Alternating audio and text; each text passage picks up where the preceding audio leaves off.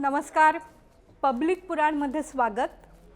काही दिवसांच्या मध्यंतरानंतर भेटतोत, पण विषय आज अतिशय महत्त्वाचा आहे. महत्त्वाचा विषय असा आहे की मुंबईकरांच्या जाण्या येण्याचा प्रश्न, किमान काही भागातल्या मुंबईकरांच्या जाण्या येण्याचा प्रश्न थोडासा सुकर झाला आहे. गोष्ट खूप खूप खूप जुनी आहे.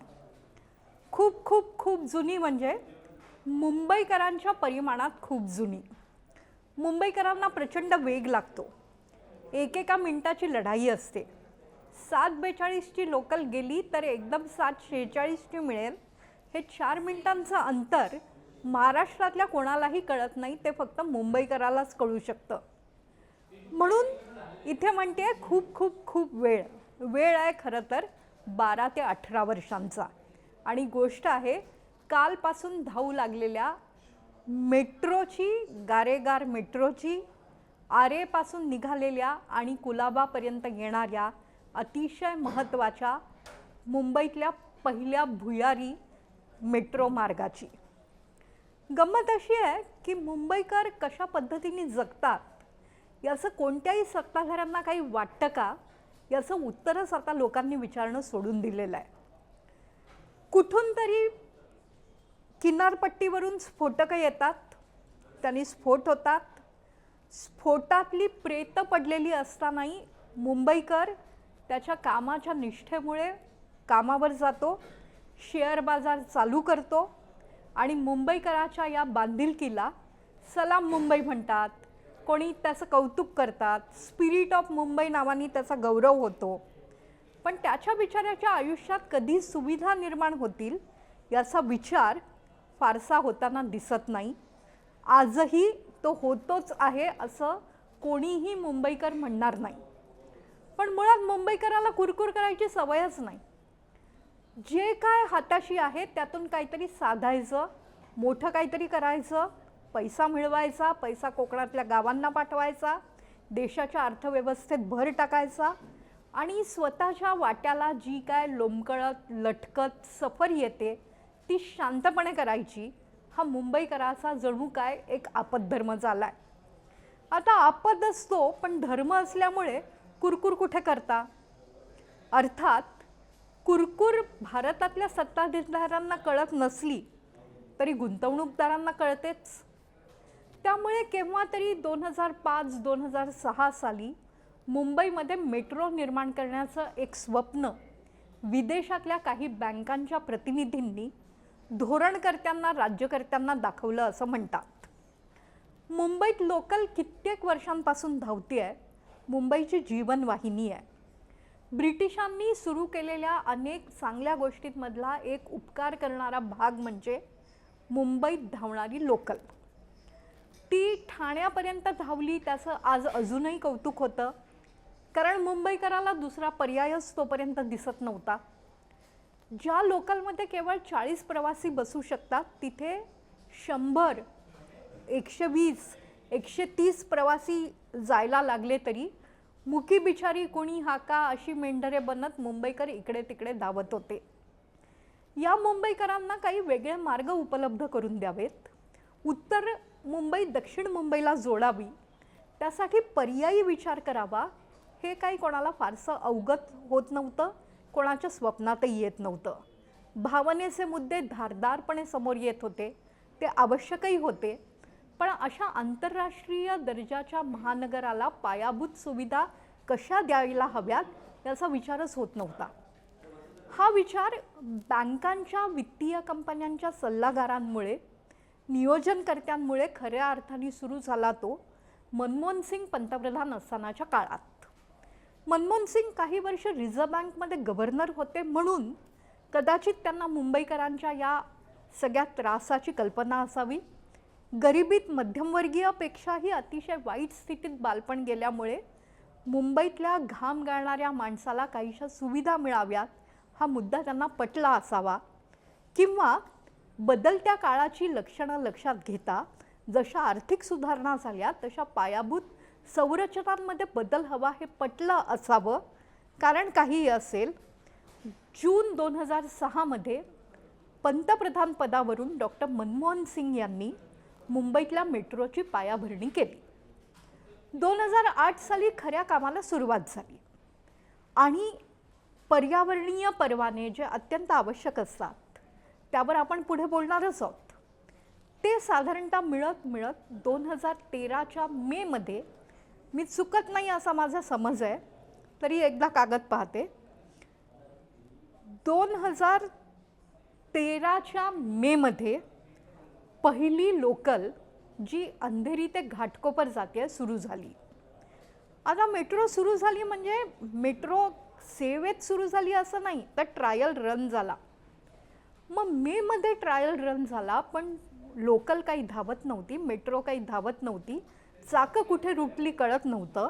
आणि भारतीय जनता पक्षाचे एक अत्यंत उत्साही नेते, ज्यांना अतिउत्साही असंही म्हटलं जातं, किरीट सोमय्या यांनी घोषणा केली की तुम्ही जर मेट्रो सुरू करत नसाल तर मीच मेट्रो एखादे ट्रायल रन सुरू असताना प्रवास करतो आणि त्याचं लोकार्पण झालं असं घोषित करतो. मग सरकारला खडबडून जाग आली. अतिशय जाणकार असलेले, संयत, भ्रष्टाचाराचा वाराही न शिवलेले पृथ्वीराज चव्हाण त्यावेळेला मुख्यमंत्री होते महाराष्ट्राचे. त्यांच्या प्रयत्नांनी 6 जून 2014ला मुंबईतली पहिली लोकल धावली. खरं तर अंधेरीहून घाटकोपरला जाणं किती यातायात देणार आहे. बस मिळत नाही, लोकलची कनेक्टिव्हिटी नाही, रिक्षावाले कधी यायला तयार होत नाहीत, आलेच तर गोंगाटातून पुढे जाता येत नाही. अशा सगळ्यात मुंबईकर बिचारा कसा बसा घामाच्या धारा घेऊन अंधेरीतून घाटकोपरला पोचत होता. हा मार्ग त्या मार्गाला जोडण्यासाठी दादर गाठण्याऐवजी, म्हणजे दादरला लोकल बदलून पुन्हा घाटकोपरला जाण्याऐवजी हा मार्ग पसंत केला गेला. काहीशी महाग होती मेट्रो.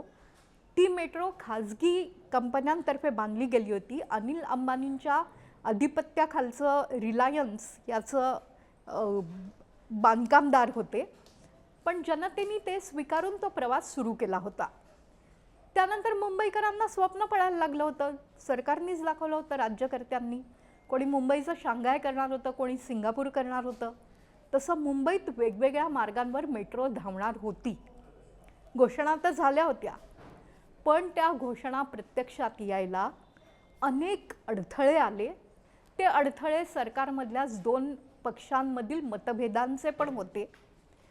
एक मेट्रो सुरू झाली जी साधारणतः अंधेरीच्या भागातून जाऊन दहिसर वगैरे भागापर्यंत पोहोचण्याची अपेक्षा धरली होती, पण मुंबईकरांना खरी गरज होती ती अंधेरीच्या पट्ट्यातून चर्चगेट आणि CSTकडे येणाऱ्या भुयारी मेट्रोची.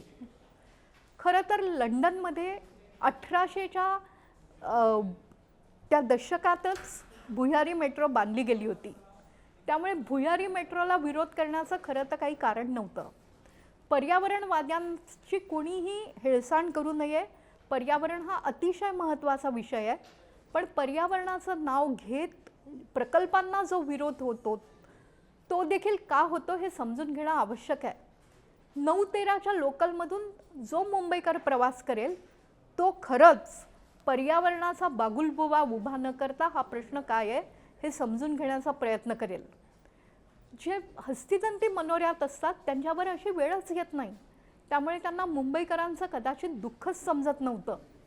आणि ते दुःख समजणारा काहीतरी रेटा सुरू होईल, जनरेटा येईल म्हणून कुठेतरी हालचाली सुरू झाल्या.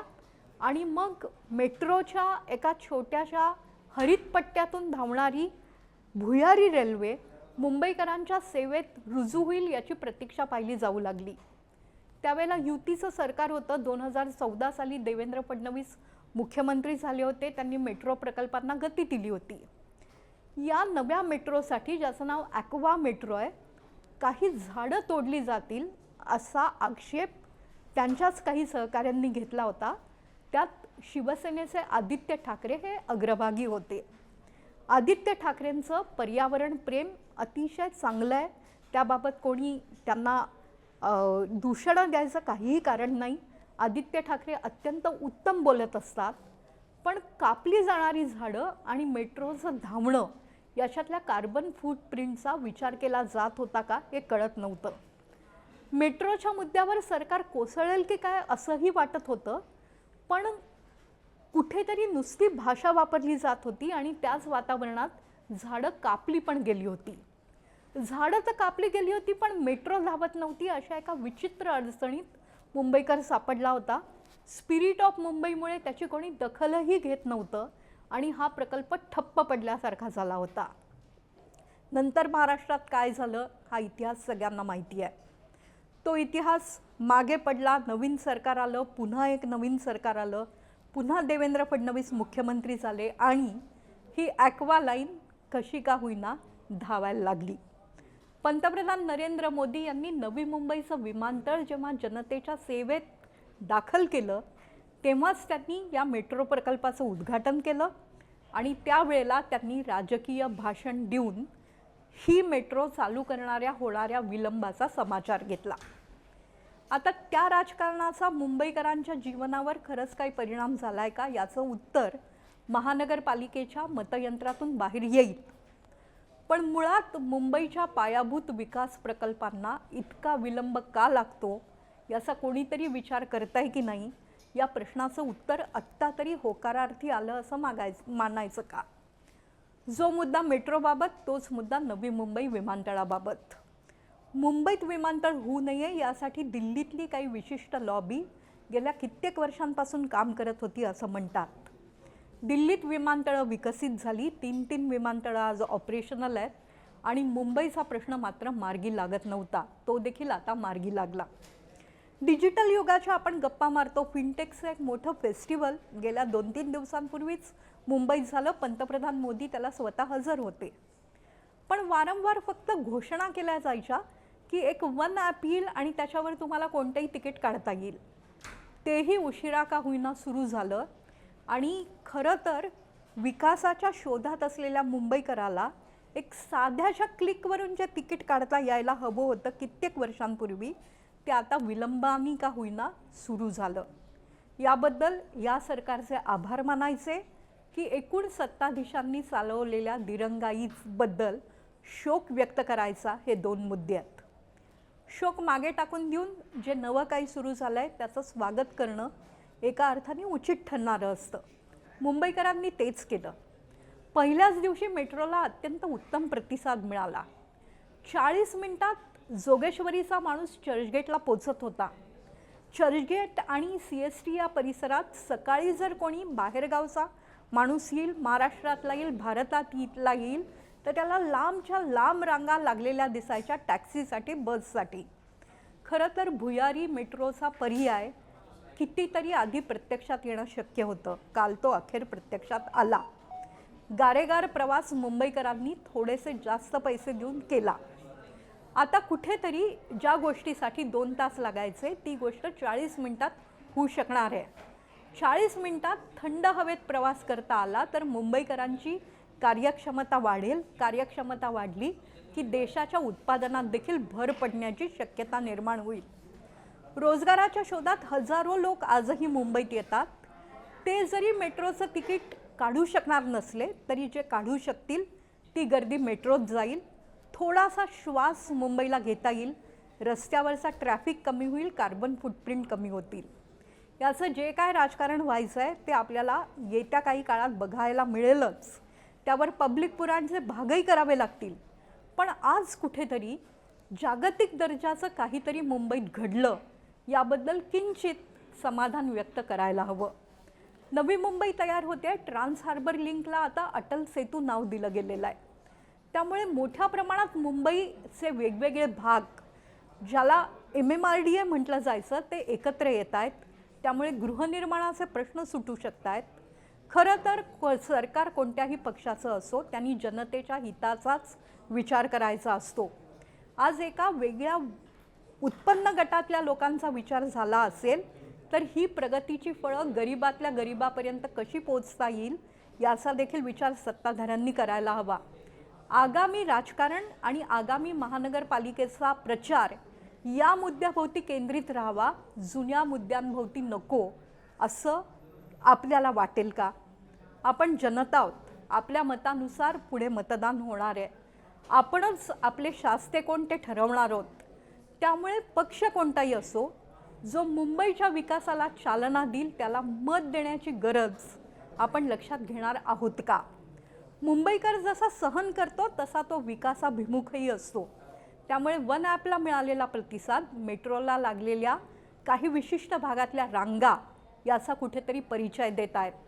जनतेचा रेटा असाच वाढला तर मुंबई खरोखर आंतरराष्ट्रीय दर्जाचं शहरही होऊ शकेल आणि त्याचे लाभ नागरिकांच्या जीवन जगण्याच्या चांगल्या इंडेक्समध्ये बदलू शकतील. आपल्याला काय वाटतंय? मुंबईच्या या नव्या वाहतूक व्यवस्थेविषयी अजून काय करायला हवं आहे आम्हाला जरूर कळवा. आम्ही फेसबुक, इंस्टाग्राम, ट्विटर या सर्वांवर आहोत. आपल्या सूचनांचं स्वागत. निवडणूक जवळ येते आहे. आपल्याला जे हवं आहे ते करून दाखवणारं सरकार आपल्याला मुंबईत आणि महाराष्ट्रात आणि अर्थात भारतातही हवं आहे.